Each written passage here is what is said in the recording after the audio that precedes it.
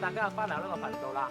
嗱，好多觀眾咧都話咧，我啲片全部喺公司拍嘅，究竟我喺屋企入邊做得環保做得好唔好咧？嗱，未講呢個話題之前咧，我又約咗一班同事去睇一條環保片。咁我睇下佢哋睇完呢條片之後咧有咩反應，有咩 message 想帶俾大家咯。好，咁就嚟到啦，就睇下先。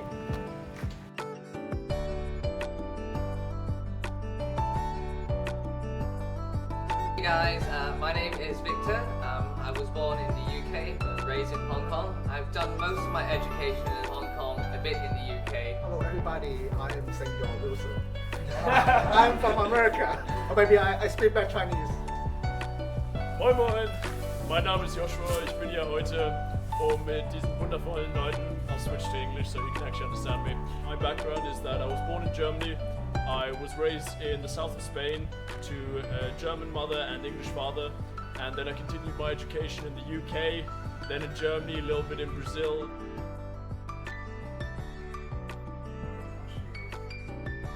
Okay, if I fishing 20 years ago in Hong Kong, still got a lot of fish.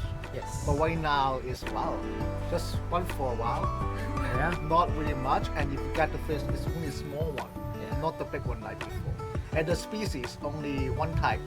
The one don't go big, and the fishermen don't want. The change is quite significantly the weather. Yeah. Because in Germany, you know the Christian traditional Christmas is a white Christmas one, and the idea is to have snow, and the idea comes from the fact that around that time of year we always used to have snow. And in Germany, whenever I went, I was raised in Spain, but whenever we went on holiday to see the family, Christmas was always a reason to get the family together, so we'd go to Germany. Yeah. And there was always snow until about 4 years ago. That in the last four or 5 years I've not seen snow on Christmas. What action will you take to just combat the climate change? We start from our daily lives. Yeah. Start step by step, not being rushed. But I think we still need to rush. One comment on that precisely on deforestation is that in Germany I've been to a forest, Yeah. which is so the forests in Germany, they are subdivided in regions that are controlled by a förster, who's responsible for the maintenance of that area of forest, control of the biodiversity. So that includes hunting. Hunting would only hunt what is permitted at certain times to avoid over population in those zones, which can then affect the biodiversity. But For example, people all around Hong Kong from the city would travel to the new territories to cycle, to go hiking anywhere, and in the end we will just not have it if we don't decide to change at the moment. yeah, Hong Kong's a good example because you've got so much nature Yeah, around us. yeah, It's yeah. right here Yeah. on the It's doorstep. less and less right now. Yeah, Well, and- yeah, it could easily get wiped out. Yeah, as the world is switching over to consume less fossil fuels. So we can contribute to buy electric car. Yeah. We will- It will. A lot of things are possible, Yeah. and it is a matter of how, Yeah. but it's not a matter of seeing it as utopic. It's a matter of seeing it as how do we do this and by when. Yeah. To educate all the people Yes. to do is the power will be much bigger than us. Okay. Okay, after you see the movie, I feel like that we need to give more effort to protect our environment. And I'm sorry, like our company last week just cut down about 15 trees, really big one, about 15 to 20 years ago. A really big tree, and it's a main source for photosynthesis, for making oxygen provide to us.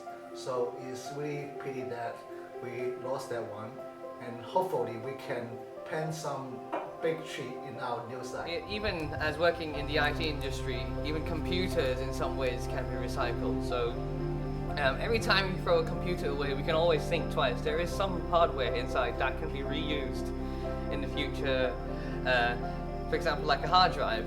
If you take a hard drive out of a computer, you can put it back into an enclosure and use it as a backup media in the future, and sort of reuse what eventually is turned into waste. So this video that we just watched, I've got to say, pretty amazing. What I really liked about this video is that David Attenborough, he made it, he puts things quite in perspective and in a very clear way. And he says this is what it was like, this is how it's changed, this is the way it is now, backed up by scientific data, which I will research because I think it's important to make sure that we're doing things right, is to always do the research to make sure we educate ourselves whenever possible. And then he says how we can stop the problem from becoming bigger and how we can fix it. And that's what I like it, and that's what we need, because not every single one of us is capable of out of nothing coming up with a solution to a major world crisis problem like this. And it is really some simple things, some on a small scale. One in particular that I'm going to take away from this is something I've been thinking about for quite some time now, and that's my diet. So I love meat. I really love good so just dishes with meat prepared in various ways.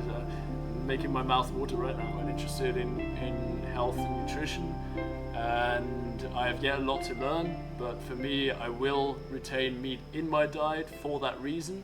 But I now have, after this video, definitely decided that I will reduce my meat intake as much as I find possible within the environment I am in. Every single one of us is in a different environment, in different countries, different cultures.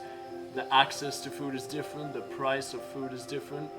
But something that I think is universally true is that vegetables are very cheap. And meat in some places is, which is not always a good thing. For example, in Brazil, while I was there, I saw that meat is very cheap. So the best part, the tastiest parts, you know, are very easy to get, and that's a problem because it increases the consumption even more and leads to things like the deforestation in the Amazon forest for the purpose of the cattle business, to increase the land for feeding cows, which we can then eat. And unfortunately, the fastest and easiest way to transform a forest into those conditions is by burning it down. And it's very difficult in such remote places, countries that have political issues, which all do. I have lived in surrounded by people who are very poor and people who are very rich.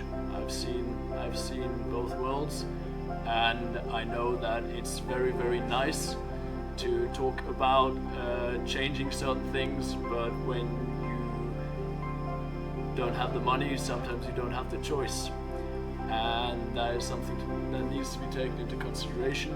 And in cases like that, I think it's just not about focusing on what we do exactly, it's really about focusing on doing the most that you and me as an individual can do within our circumstances.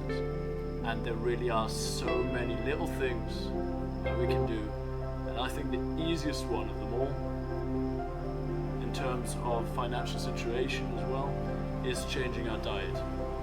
Thank you.